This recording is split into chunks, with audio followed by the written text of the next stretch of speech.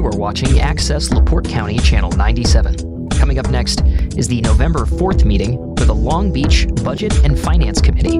You can find more information for this meeting by visiting www.accesslaportecounty.org. Good morning. This is the the November 4th Budget and Finance meeting. I'll change the agenda. It has the wrong date.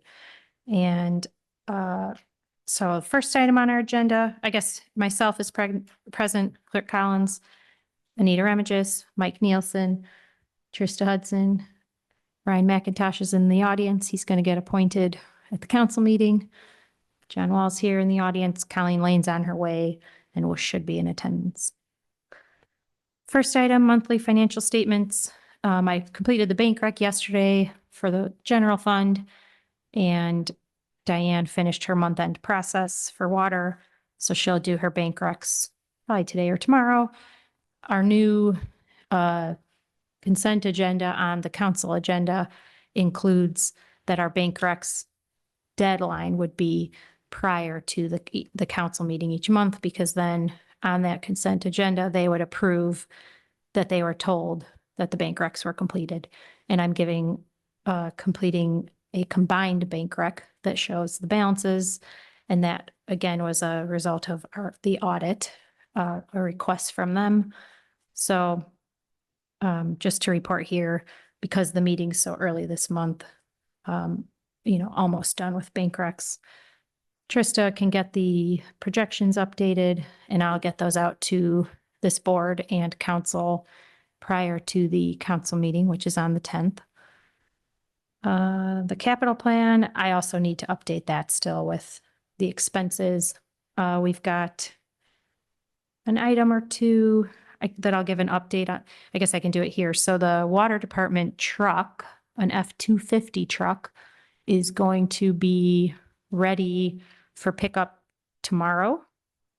Greg stopped in to tell us that this morning, that it's ready a little sooner than they expected. So after looking and confirming that the funds are available in the water fund, the operating fund, to pay for that truck, and the additional items, so that they'll pick up the truck from the dealership. Diane will cut a check to pay for that. Then they'll bring it back to the town. We'll add it to insurance, and then it will get some additional items put on it, and then it'll be in full service. So that was moved in the last month or so to be in the year 2025 on the capital plan instead of 2026. So that's one capital item. Further down is the snowplow truck. Do you guys want to talk about that now, or we'll just go in order? So the capital asset review, Trista and I worked on an ordinance that is going to be before council that is not here today, but it's again a result of the audit. And that is our capital asset policy, and it includes the thresholds for reporting on our capital assets. Also the reporting that's completed in the AFR, which I will complete in the new year. We've started a file that we need to finish up still, but that's kind of what that item is. Anything to add on that, Trista? No? No, nothing. All right. The water rate study update. We had a good workshop with council last week sometime earlier in the week. And Trista has since provided council with 2 different versions of the water rate study. So that is before council to be voted on with first reading at the November 10th council meeting, and then second reading at the December meeting, with council determining the amount of capital reserve that we're going to look to save each year. And just with the changes in rates, the decision of the fact that we don't know what or when Michigan City's increase is going to go through. So with council determining how they want to handle that when we do increase rates in January. Any questions on that? Comments? Okay. So under new business, we've got our salary ordinance with 2026 salaries. This was emailed to everybody. I can just highlight the changes that were made between our last That's okay. You may have to is everybody let in that needs to be, now that it's stopped? Okay. Yeah, hi.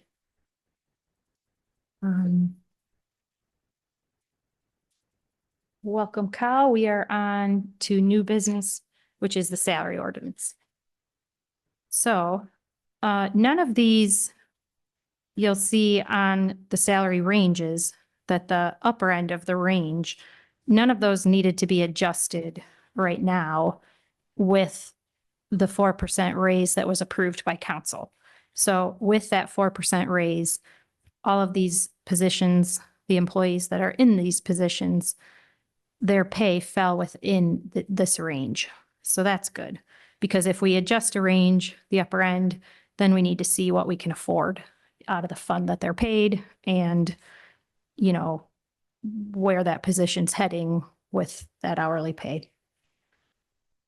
If you go to the second page, oh, and on that, yeah, not much changed.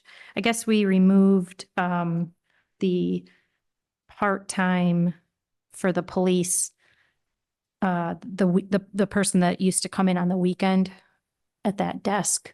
That's no longer taking place. So we removed that position on this front page. Onto the second page, we updated the holidays, days.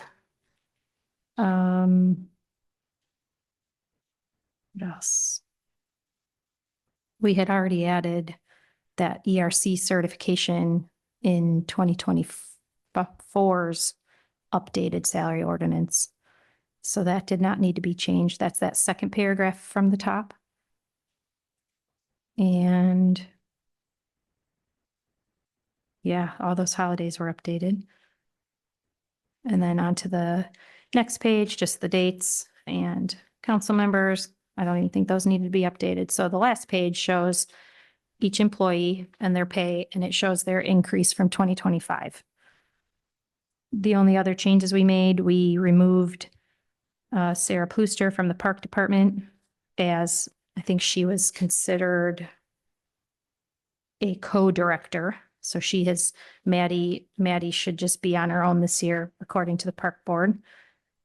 We removed Jim Imes, who was that part-time police department that was on the weekends usually, or he filled in if Kayla was going to be gone, but I think the police department just covers that now. And I think I'll probably just do one more last review that my 4% calculations were accurate and correct. I had one or two other people already review that. So those are kind of the items that you would look at as the budget committee when we give this. This will be on the November 10th council agenda with first reading and then second reading at the December meeting for implementation on the January 2nd payroll. Any questions?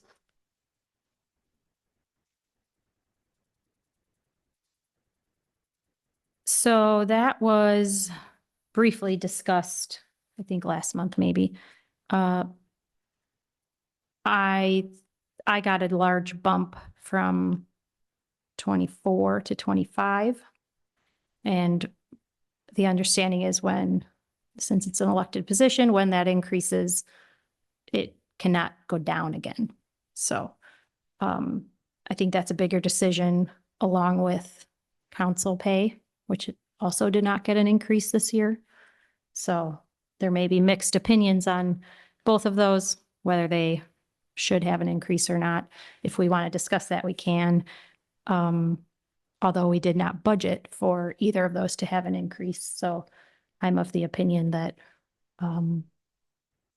they should just stay how they are for this year. But if anyone would like to discuss it. I think it's just for the time being, it's just where it is. depending on what happens throughout the year. It'll be a discussion. The salary wouldn't be changed for Meg. There are different things too. So typically in the past, that position's salary was the same for many, many years. Correct. And then, you know, each year we can assess if it should be increased or not.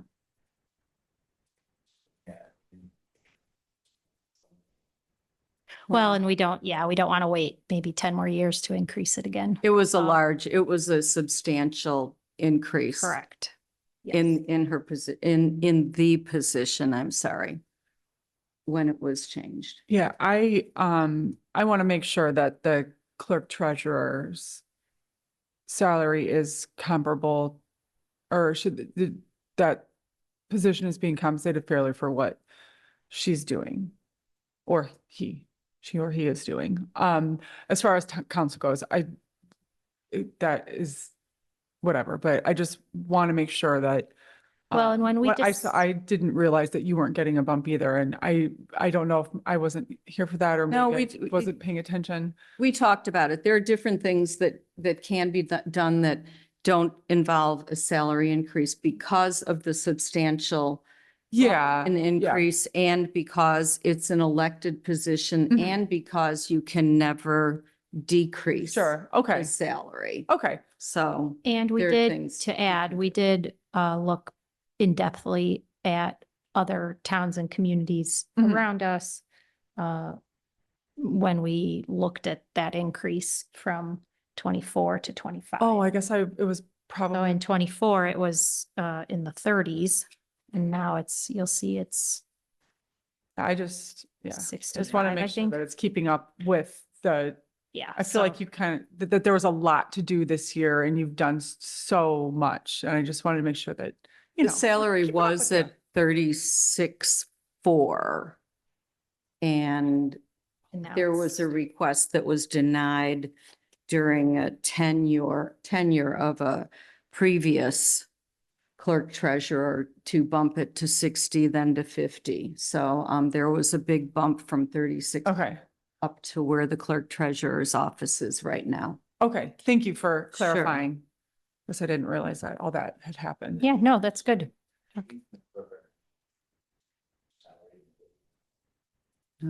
Uh, well,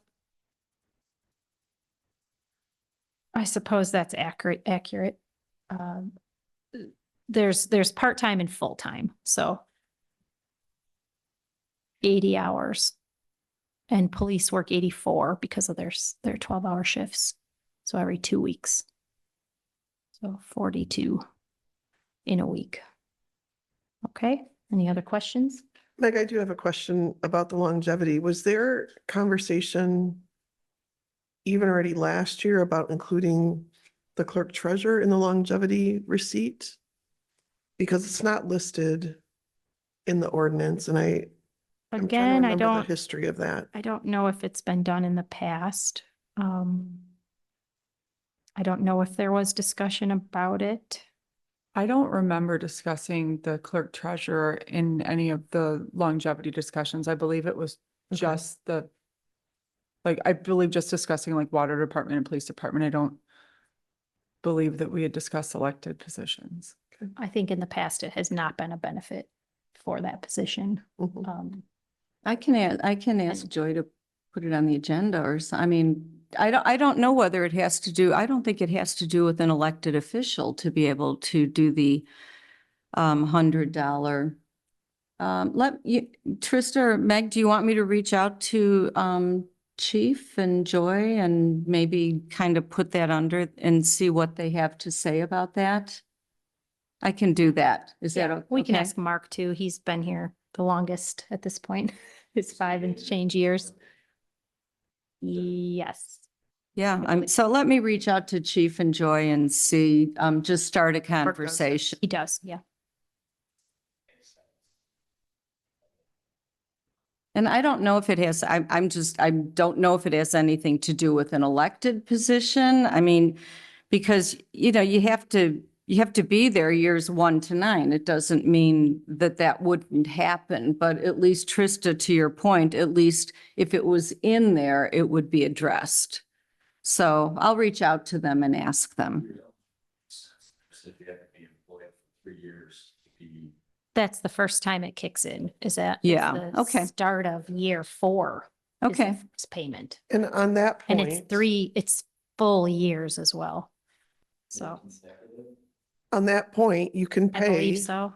I don't know. I guess we've not had a not consecutive situation that I know of, but Okay. Remind me to come back to that in a moment, please. On the point about the 3 years. Your ordinance can say whatever it's going to say about your salaries, your compensation, and then you pay accordingly. We do have other clients who, because of the elected nature of the elected positions, will give longevity to one or all of the elected officials at the end of year 1, after that first year is completed. Some actually pay their longevity in November or December instead of the earlier March that you do here. And so we do have one client who has a provision that even at the end of that first year, an elected official would be entitled to that first 100, which is the value that they use there.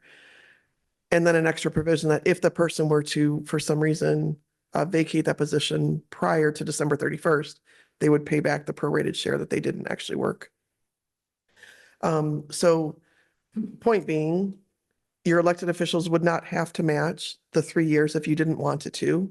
Of course, if you want it to, then you leave this wording here. And then secondly, as to the consecutive, thank you. It probably would be a good idea at some point for council to establish a policy on that so that the policy is in place prior to the event actually occurring, so that it's not a policy about the person, but a policy about the town's structure. I'm missing the word that I want to use there, but and again, you can decide either way. Whatever's in writing is what you would follow. So we do have some clients that once you leave and come back, you start all over. We have a few other clients that will give credit for the prior full time. And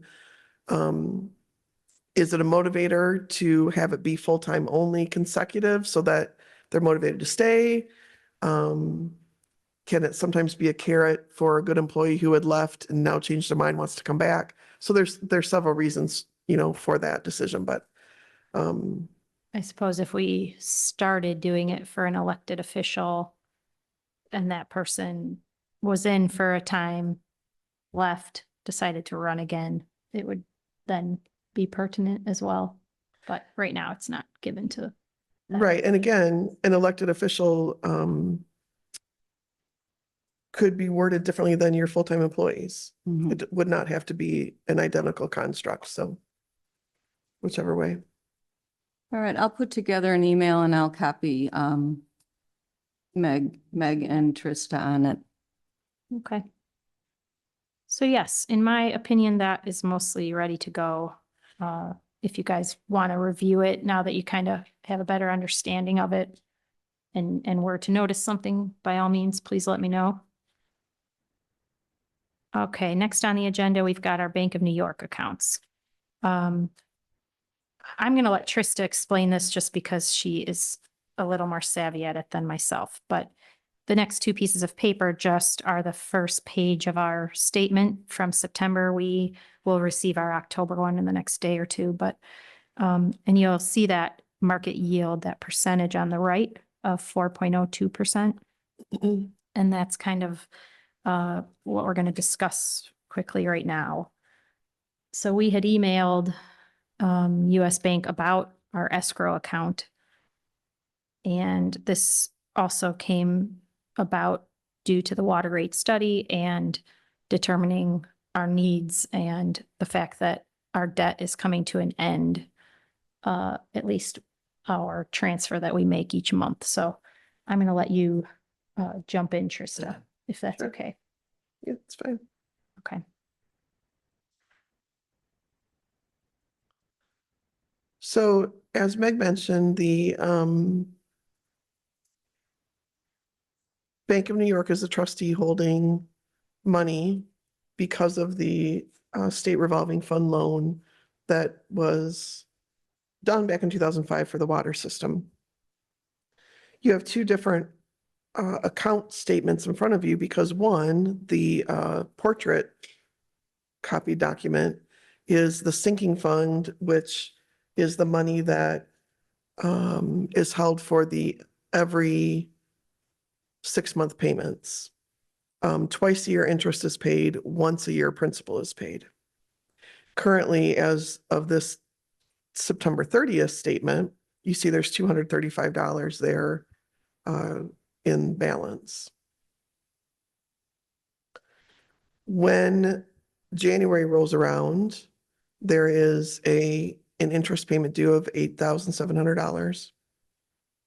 And then next July 1, next summer, there's a $252,000 payment due, which includes principal and interest. The landscape page is the debt reserve fund, which is required as kind of the emergency backup. If forever during the whole life of this loan, there was ever a time when the water department in town could not make one of their debt service payments, then this reserve is there, operates as an escrow to then come in and cover that payment.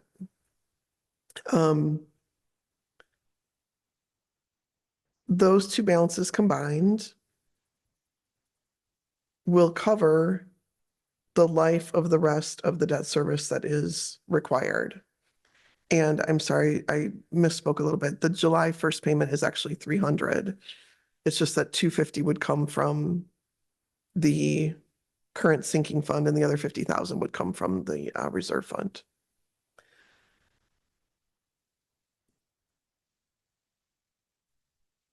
Really, the only question or point of conversation I think that needs to be had is,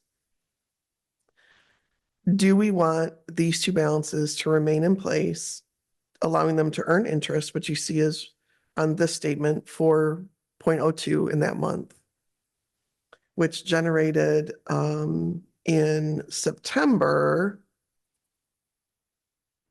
had generated $655 in the sinking fund and $1,350 in the reserve fund. The sinking fund earned a little bit less than it had back in July, for example, because a large payment of $300 had been made in July. So that balance was reduced. So as our months go on and there is more interest added, that will grow just a little bit. The trustee is asked if the town is interested in paying the debt off early because you do have all the cash in place. Do you want to go ahead and pay the remaining balances that are due now? It is certainly a worthwhile question and it's a worthwhile conversation. There is no requirement to pay it early. I don't really know that there's a benefit to the town to pay it early. You don't get credit. You don't get the state saying, hey, that a boy. From the state's perspective, in all fairness, it would free up this cash then that you're paying them to pay this off to then be able to loan to someone else in the SRF program. The state revolving fund is a pool of money that the state lends out to smaller communities typically for certain projects like this at a very low interest rate outside of the general market so that smaller communities can afford some bigger projects. And then as your payments are made, your principal is made, that goes back into their coffers to then loan to the next community. So it's a little bit of a collective, if you will. The benefit though to keeping the balances here is that you would continue to earn that interest. And so you have the potential of earning, and I guess I should have done this calculation before today. We're not looking for an answer today. We're looking for you to think about it a little bit. Maybe we come up with an answer in December. But if we multiplied quickly 1,350, let's say, well, 2,000. Yeah. 2,000 a month for the next year and 3 quarters. So for the next 20 months, we'd earn another 40,000. 40,000. Oh, So that's not chump change. You know, I just remembered, we're Zooming, so is yours on? I just turned it off. Oh, yeah, yeah. Perfect. Sorry about that. I should have done that earlier. So, yeah, taking the interest number that would be a benefit to us. Is the green light on? Tap that bottom button. Yeah, so the interest that we're accruing relative to the interest on the debt that we're paying, what is our net benefit between the two that would be kind of expected? Yeah, no, that is a good question. Or you can pull The this way one that- over, Ryan. The way that the amortization schedule is set up, the interest that we're paying is already determined. So we're not in a variable situation. We are paying in January, $8,700 in interest. And then again, in the following January 27, we're only set to pay 4,400, but there's a quick 13,000. And I would have to pull, let me grab the schedule quickly to see the interest pulled out in July. And thanks for pointing this out. I'm sorry, I didn't think of this on my own. Tristan and I talked about it. We just didn't prepare it for today and just.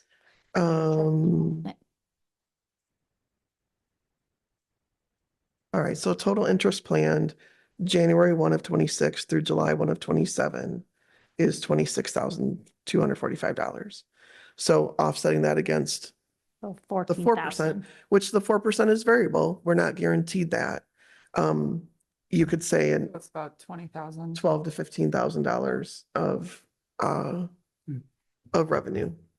Again, not chump change, but thank you for pointing But that out. does the loan work that way, that if we pay it off early, that interest, we don't have to pay the rest of it? We don't pay the rest of it. That's right. That's correct. Right. So we're paying at that point the principal that's due, which is 595,000.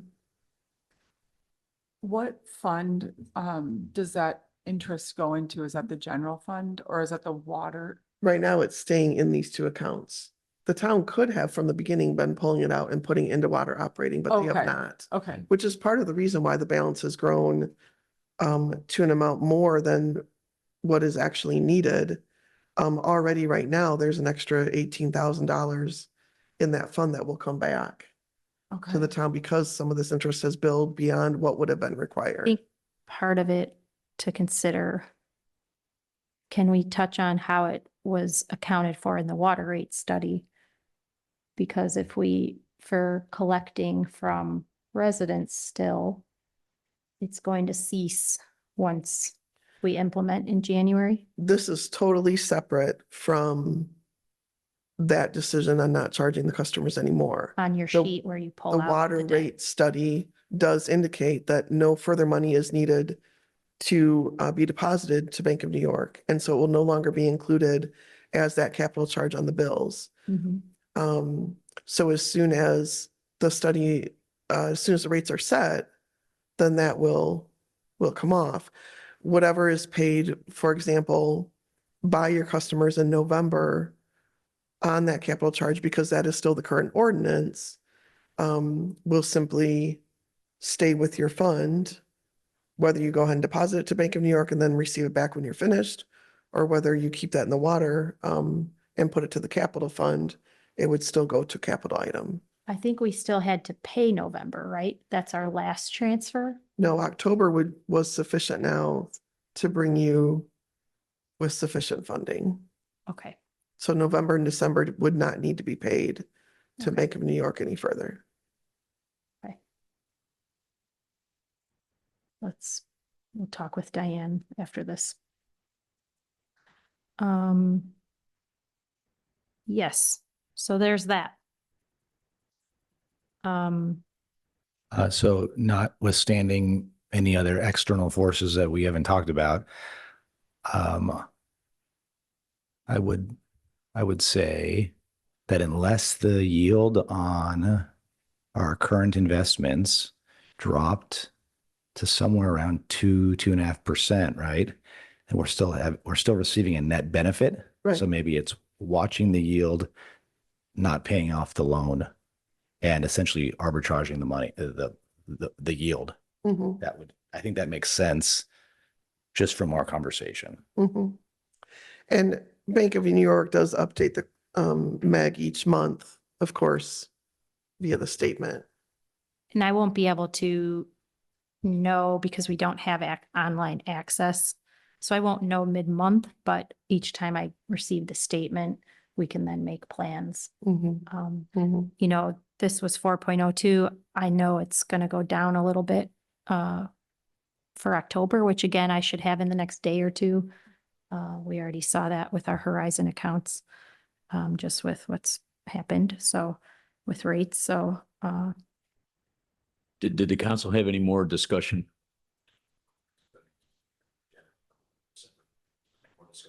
Capital charge on the water bill relative to the future? Are we talking about retaining some capital charge on the water bills still? Okay. Yes, the capital reserve is what it would be called instead. Right, but we don't have a number for that yet. We're not, I mean, it's like $22 or something now, and we don't know what we're gonna peg it at, right? Well, we have some ideas, yes, and it ranges on a monthly basis from if the council wants to collect 100,000 a year, it would be $6.67 based on charging 1,250 homes, up to $10 a month. If you wanted to collect instead 150,000 in capital each year. Greg is working on a little bit better list of future capital projects. Most importantly to me are the fact that, yes, the Lakeshore Drive water piping right now is in really good condition from some recent core samples, but it's 100 years old. And the core sample may have occurred in one area, but that doesn't mean that half mile down the road, maybe that pipe. And so building some capital ahead of time for that is important, I think, for the town collectively. As well, the water tower, very good condition. Greg's very pleased with, the recent structural reviews of it, but it's 100 years old, 102 or something. So we would be remiss and not good stewards, I think, to not have this replacement capital charge in place to build toward those things, because at some point they will come. And in prior years, I don't think we were investing any of that or getting any return on those balances. I don't believe, going back 5, 6 years or 10, Right. 15 years.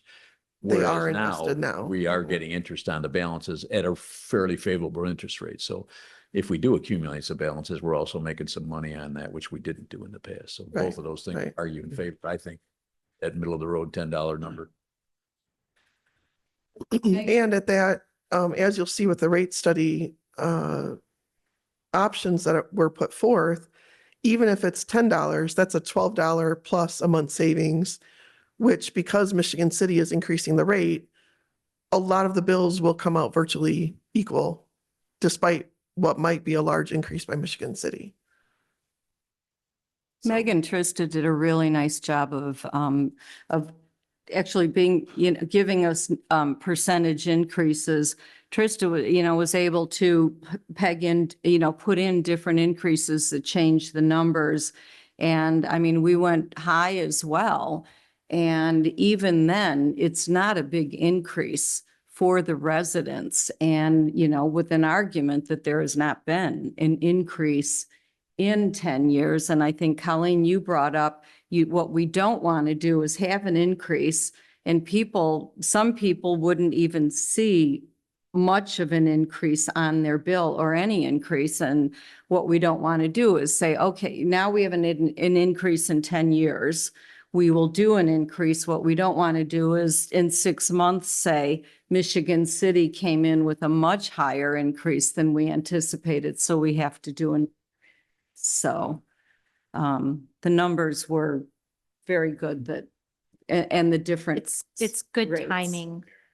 So are we planning between November and December then to adopt a new water rate regardless of whether Michigan City is going to do it? So by January 1, we're going to have a new rate regardless of what Michigan City does, right? Yes. I'm talking about the water rate now, Does not the council can capital charge. council can determine if they want to begin increasing based on a That's your plan. percentage of Good. the unknown. I think that's the correct Or way we to can go. wait. To wait anymore on Michigan City, I think. We're doing an increase either way, but the Michigan City piece, we can either if I'm not wait yeah. or do a little something Yeah, until it increases. because my understanding is we're in a deficit position relative to what we're paying for it Correct. now and So what all we're that- charging our residents. So we're already in the hole on that side. Okay. So that was all discussed at this workshop. And Coun- Diane. Council, I is- think, understands very well before since they do need to vote on this and implement the new rates. And Diane's very comfortable. The software can do it for the January Yeah, billing. the only lingering item, in my opinion, is just for any residents that don't watch our meetings. We need to start, after this council meeting, Mhm. start putting this out to residents so that they are aware that come Jan 1, there's going to be an increase in your water. Although potentially again, it may not be Right. an increase for Yeah, many it's- residents. There's, you know, some people that will see So maybe that's, yeah. none. Now some there will are, see- you know, a resident was in that wondered about the debt. So Trista's always said there may be some residents who have been waiting for that $22 to fall off, and, you know, we are going to be charging this capital reserve. So But the only other, I mean, there's always been the discussion about Oriole Trail, right? I mean, to be able to cut that's a off. $250,000 project. But then Yep. again, when Greg was here and they're talking about the water tower, I mean, you don't know, like Trista said, that it's 100 years old. I mean, so you don't want to have that just kind of fall in your lap and say, now what do we do? I mean, there are things out there. So I think So we're it- ready and we've been think- well prepared. I think after this discussion and with what Greg is going to put together, Trista, are we looking for a recommendation to council on the capital? Would that be prudent of our board? I think maybe a recommendation on a good capital investment value, the 100 versus 150 a year. Without them having the entire rate study options laid out, I don't know that a recommendation on the water rate itself would be a proper recommendation, but Yeah, just on the capital piece, though. yeah. I agree with John. I think that if the two pieces are say, 667 per month versus 10, I would elect for 10. We don't know what's going to happen in the future. And I think residents will understand, hey, we haven't had a reserve fund in the past and we need one. And here are a few reasons why. We don't want to be caught with our pants down when something big happens. And then in terms of the water rate, not that I know enough to speak to that, but again, to John's point, if we're going to decide what the water rate is for the town, which we should, even and not subject to necessarily what Michigan City is doing, can Michigan City at least provide what the max increase would be to help us I don't know if forecast they and know. budget? So I think they're probably completing a similar exercise. Trista's state told us that they have different requirements and stipulations for increasing their own rate. So With all IURC. Greg was told from, I believe, the Michigan City water superintendent was rates are going to be increasing coming up. Yeah, So- I wonder if there is a legal requirement of a maximum increase in rate. It would seem like they would, if there was, that they would share that, but it would also seem a little strange if there wasn't. Well, and that's the last piece. Council has to decide if they want to include something knowing that coming, or it's simple enough to amend the ordinance and then have the water department implement that additional increase. The other problem you got right now for Michigan City is they got that data center on Royal Road, and there's a big dilemma flying around right now about whether that's going to affect the water rates. The water superintendent was on record on the paper the other day saying it's not, that we've got plenty of capacity, but I don't know if I believe that. So I think because he's relatively new to the position, so I think you're going to have some political influence on their water rates, and it's liable to extend their decision-making somewhat because of the political heat about the data center. So I would anticipate that they're going to take a little longer probably than you might think to get that put together. That's why I would argue in favor of whatever nominal rate we put on, we can always adjust it later. And I think you always have to keep in mind, these little increments on what these water bills are not egregious. I mean, we're talking about very marginal drops and increases. John, are you referring to the, in the Tribune, Chicago Tribune, the article? Yeah, okay. Oh, I know. There's a lot of little feet. Ryan, the regulation comes with Michigan City having to get their rates approved through that IURC, right? Indiana Utility Regulatory Commission downstate. And they have to prove, the expenses that they have that will allow them to set the rates at that particular level. So Long Beach doesn't have that regulation, but there is some state oversight to it. As long as if we recommend the $10 per month charge, right? If for some reason the rates that we receive from Michigan City are egregiously high, we would still retain the ability to reduce that capital reserve amount in the event that we wanted to help our residents, right? And so we kick it down because Michigan City comes in very high. We just want to make sure that we're able to have the flexibility to do that as well. It would simply be an amendment to the ordinance, very simple. Mhm. I think I think Meg or Colleen would probably agree with me. I think we've been well versed and we've been given great options, and I think Yeah, I mean, we made the decision to have, as opposed to trying to do this internally, we've had Senator Dalton working with us a lot of many months so that we can do this right and the best possible, I think when you look at a big decision. debt service for the town as well, there's a limit on what the town can borrow at any point. It's relative to the assessed value, I believe, right? For the town, in order to impose a particular property tax levy, yes. There are other ways that you can still borrow. The SRF was one way that's kept outside of that 2% But limit. isn't there a cap on the overall borrowing of the town? For general obligation, yes. Yeah, so it helps us then in some respect in the future, even outside the water department, I would say probably to have that capacity. In other words, as we build some funds in the water department reserve fund, that'll relieve pressure if we had to borrow money Oh, at some point in the future for something else. Okay. Any other comments? Thank you. Good. And our last item on the agenda is the F-550 snowplow for the street department. So I think I had distributed myself or Mark, that Mark is looking to order this truck. It was currently on our capital plan to be paid for in 2027.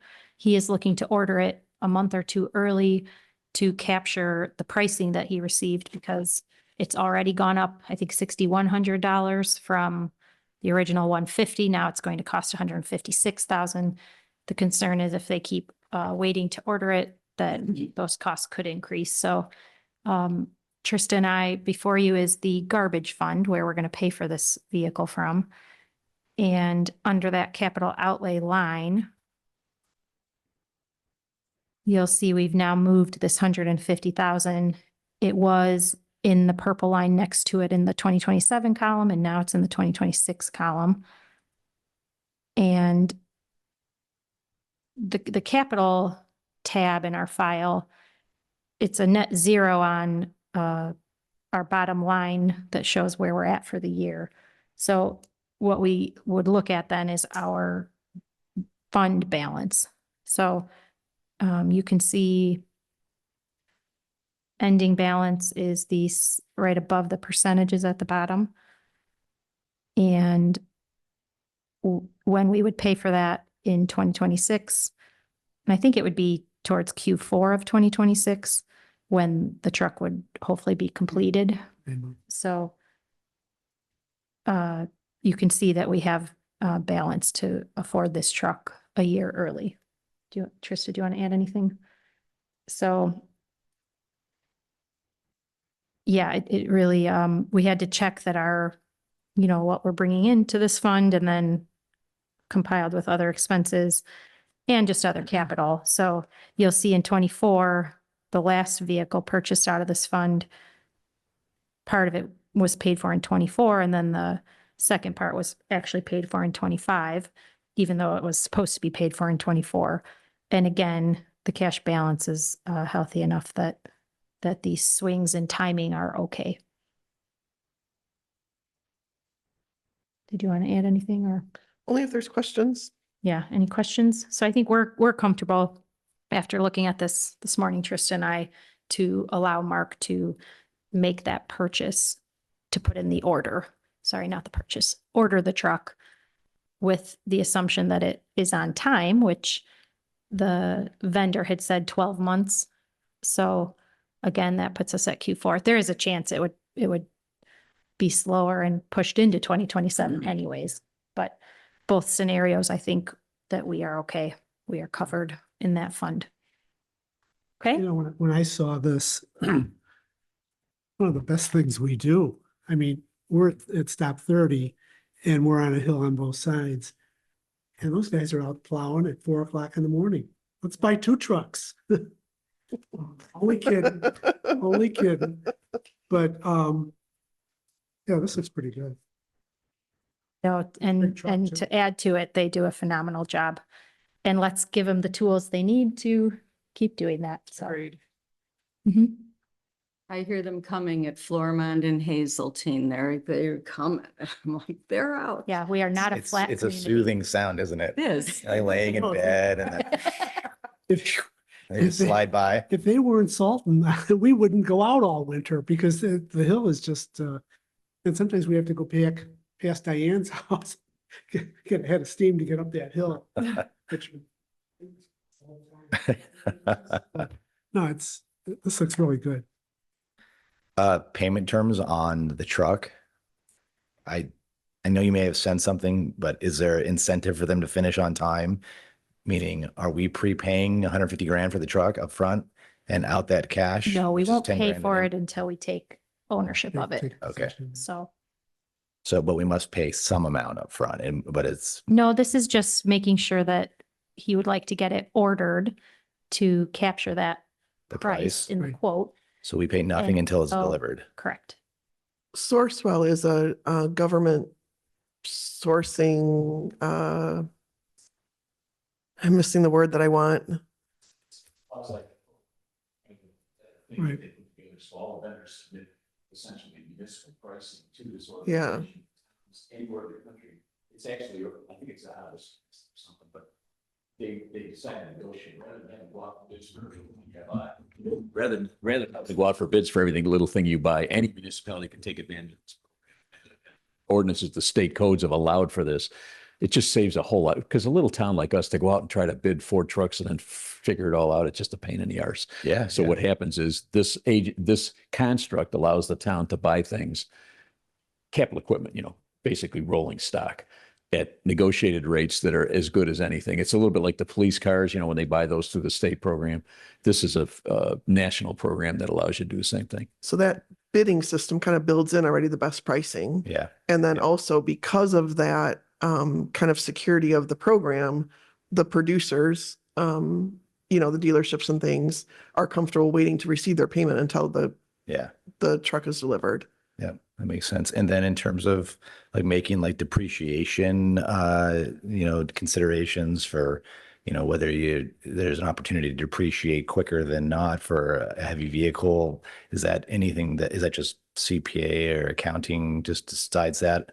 Or do we stick to a normal, depreciation schedule rather than accelerate it?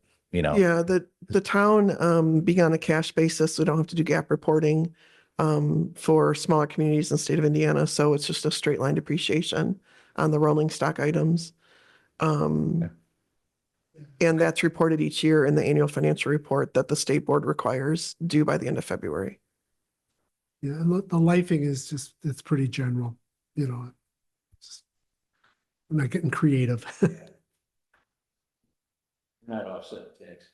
It's not like depreciation. It's very minimum tax. Okay, that was a good meeting. Thank you all. Anything to add for next month. Currently, our next meeting would be set for December 2nd at 11 a.m., which again is quite early, but the council meeting is on the 8th of December. So it's going to come quickly. Lots to do for year end. What was that date? That is December 2nd at 11 a.m. Okay. And I'll try to distribute that to all of you in case, like if Trista or Mark were to have a conflict or, and try to, again, some of those items we touched on that are going to be on the council meeting, some of it's audit items, some of it are just the water rate stuff that we need implemented by Jan 1. So a lot of this is time sensitive. But there are I mean, we usually have to have an extra. Yeah, budget it and should all- Finance meeting. I mean, I thought we did, don't we? Sometimes in December. Sometimes there's or an extra council meeting. Sometimes there's an extra council Yeah, meeting extra. for council. year-end wrap-up.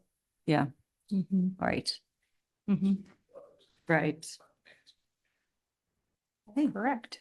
Okay, we will adjourn then at 12 o'clock, 11:59. Thanks.